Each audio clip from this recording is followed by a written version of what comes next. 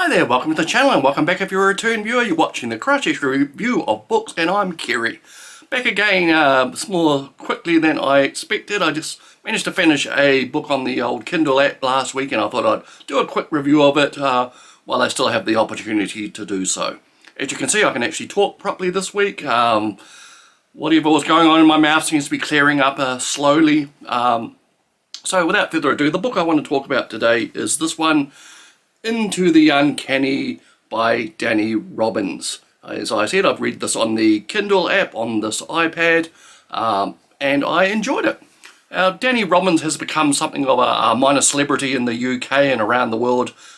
Since during the initial COVID lockdown periods, he produced several podcasts that were focused on the paranormal and paranormal topics and related subjects. And before that, he was just a mild-mannered, low-key writer, author. I think he produced several successful plays on stage, had a mild interest in this ghosts and supernatural and what have you, but he's kind of been catapulted into the stardom, into these topics, and his podcast was the Uncanny, became very popular, picked up by the BBC, spread around the world, and that has now spread to a Uncanny TV show, which I haven't seen, and has led to this book, Into the Uncanny.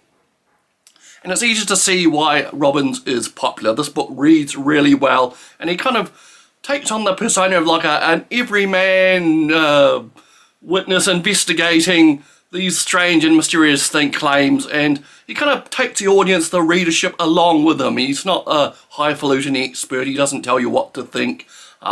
He kind of we discover things as he discovers them, and he reacts and we react, and it's quite masterfully written that way. And in this book he kind of covers four main cases, as you like.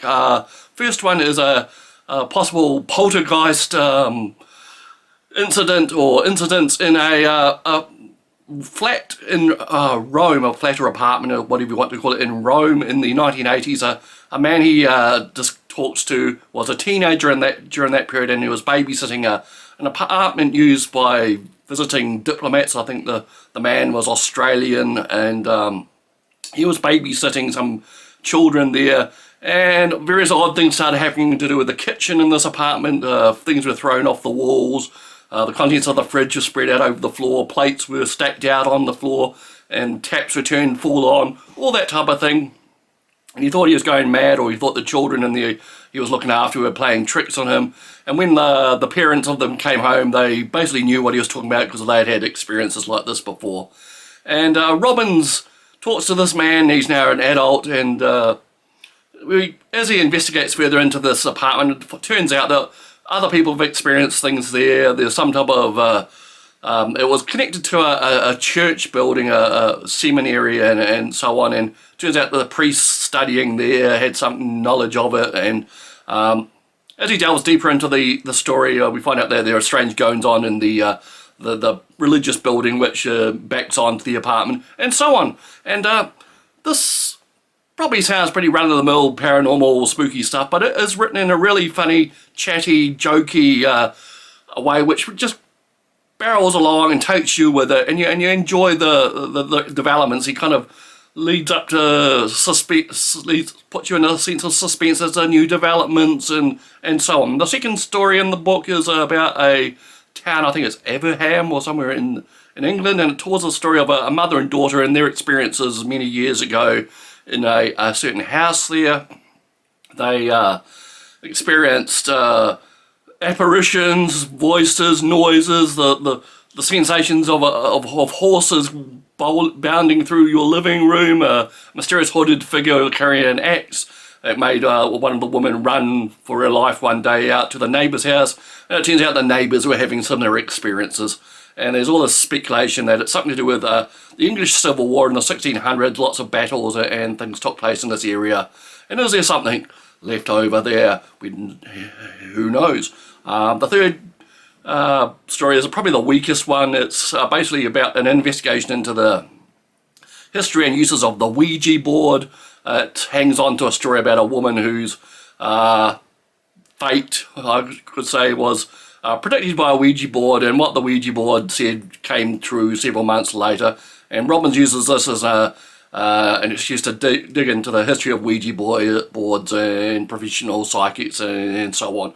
And the final story is a tale told by a man in northeast England about he was coming home one day in winter and saw a strange alien creature hatching out of an egg-shaped pod or something outside his house and walking off around the corner, and he was rightfully terrified by this. And it turns out, under investigation, the same man had had other experiences which you could say were involved the UFO phenomenon, and Robbins uses this as an excuse to delve not too deeply, but into the local UFO phenomenon in that part of the UK.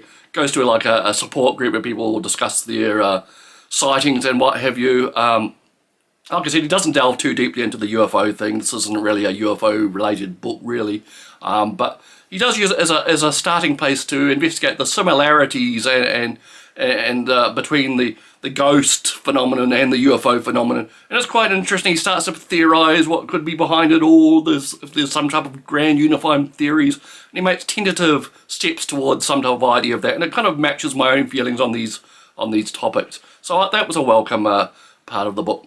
And like I said, this book is skillfully written. His discussion one of these topics, and he'll loop round and show how it connects to the previous one or the next one, and we'll go back to the original story towards the end.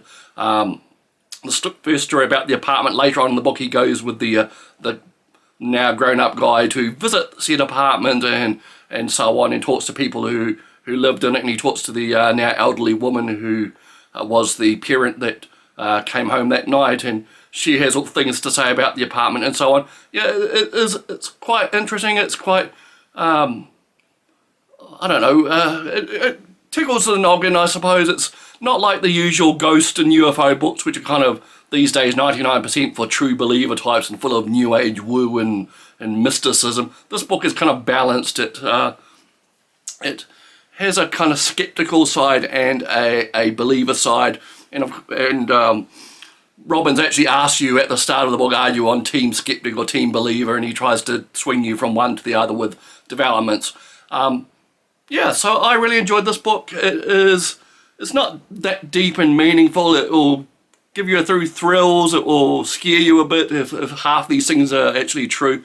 The only weakness I found is Robbins is very trusting, very believing of everything witnesses and eyewitnesses and supposed experiences say. He doesn't seem to think that they could possibly be lying or be fantasists or fabulists or attention seeking. He seems to treat everyone as genuine, which is a little bit of a weakness of his, like I said. And likewise, some of the experts, so-called experts he talks to are kind of pretty shallow, pretty lacking in depth knowledge, and I really had trouble believing half the stuff they were telling, and yeah, so, but he diverges off into all sorts of topics and histories and puts all the stuff in context. With the poltergeist stuff, he looked back at the Enfield poltergeist, and he interviews the photographer which took the famous photo of the girl, who either floating or bouncing off a bed, which has been published forever in all these type of books. And he takes a critical eye at a lot of this stuff. So I really enjoy Robbins' take on this type of stuff. It's refreshing for a book of this type. So that is Into the Uncanny by Danny Robbins. I have not heard any of his podcasts. I have not seen his TV program. So this is my sole taste of Danny Robbins' work. So, and I enjoyed it. Maybe if I investigate further, I'll find that he's not quite as good as I thought, but this is a good sign so far. And that is about it for tonight. So hope you enjoyed the video. We'll see you again next time, and until then, keep reading, keep viewing videos, have a good day, and we'll see you next time.